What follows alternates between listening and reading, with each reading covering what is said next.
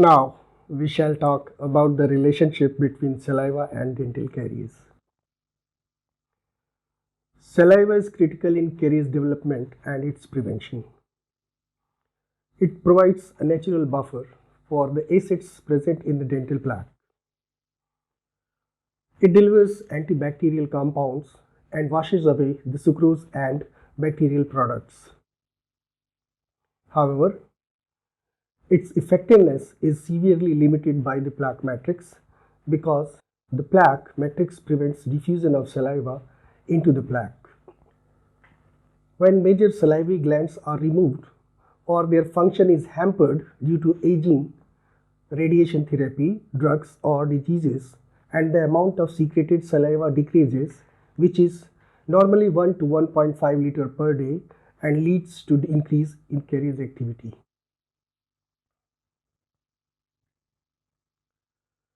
The increased caries activity is roughly in proportion to the reduction in saliva production. That is why dental caries becomes rampant in humans suffering from xerostomia. Now we'll talk about the buffering power of the saliva. The saliva buffers the plaque acids. The buffering power of saliva depends mainly on its bicarbonate content. It increases with the increase in the rate of flow of the saliva. The buffering power of the saliva does increase the pH of plaque to a degree. It also prevents the pH from falling to very low levels. A rapid flow rate, greater salivary buffering power has been found to be associated with low caries activity. The carbonic acid bicarbonate buffering system, as well as ammonia and urea constituents of the saliva, can buffer and neutralize the pH fall which occurs when plaque bacteria metabolize sugar. I am again reiterating, the increase in pH and buffering capacity of saliva is related to its secretion rate. The pH of parotid saliva increases from about 5.5 for unstimulated saliva to about 7.4 when the flow rate is high. The respective pH values for submandibular saliva are 6.4 and 7.1. An increase in the secretion rate of saliva also results in a greater buffering capacity. In both caries, this is due to the increase in sodium and bicarbonate concentrations. Take note of this feature of saliva and think about using it in the prevention of dental caries. Now we will talk about inorganic components and enamel maturation. Calcium and phosphate ions are present in saliva. They are able to exchange in a soluble form between the enamel surface, plaque and saliva. The concentrations at these three sites are always in a dynamic equilibrium. Newly erupted teeth are more susceptible to caries than adult teeth.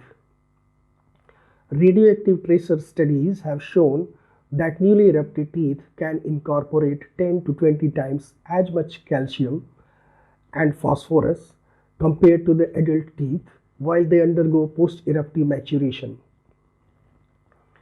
During this process, saliva can provide fluoride for incorporation into the enamel.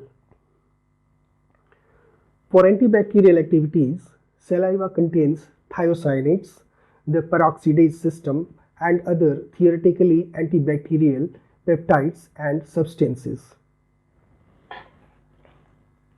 Nevertheless, the oral cavity plays favorably with bacteria, and there is no evidence that non-specific antibacterial substances in saliva have any significant effect on caries activity.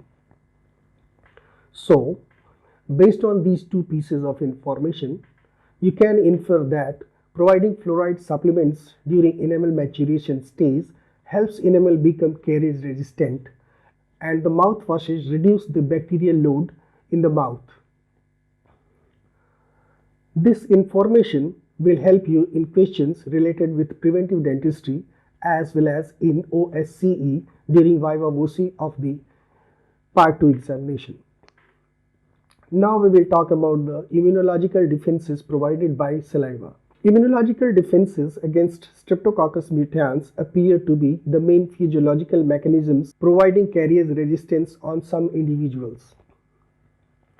Several non-immunological components of saliva such as lysozyme, lactoperoxidase and lactoferrin have a direct antibacterial action on plaque microflora or may affect their metabolism so that they become less acidogenic. Immunological defenses could be mediated by immunoglobulin, that is IgA in saliva or IgG in crevicular fluid.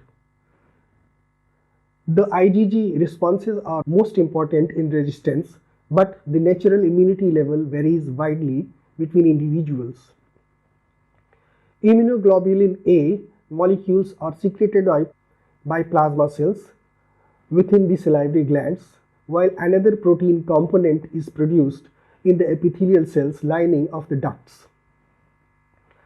The total concentration of IgA in saliva may be inversely related to caries experience. Protection is not that strong as demonstrated by the fact that immunodeficiency does not predispose to dental caries. These defense mechanisms are easily overwhelmed if the diet is high in sucrose.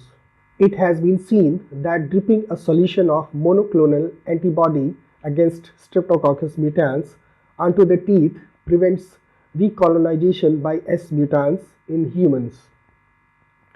For this to be effective, plaque must be removed before treatment by using chlorhexidine and effective oral hygiene. The effect of antibody lasts for several months after applications, and this passive immunization has the potential to reduce caries activity significantly. The effects are probably not mediated by traditional immune mechanisms, but rather by binding to the bacteria and preventing adhesion to the forming new plaque. Once new plaque is established without Streptococcus mutans, the stable biofilm ecosystem prevents recolonization long after the antibody has been washed away. Salivary proteins could increase the thickness of the acquired pellicle and so help to retard the movement of calcium and phosphate ions out of enamel. Thank you for watching this video. I recommend that you subscribe this channel so that the moment we upload new videos, you can be apprised of the new video. Take care of yourself. Thank you very much.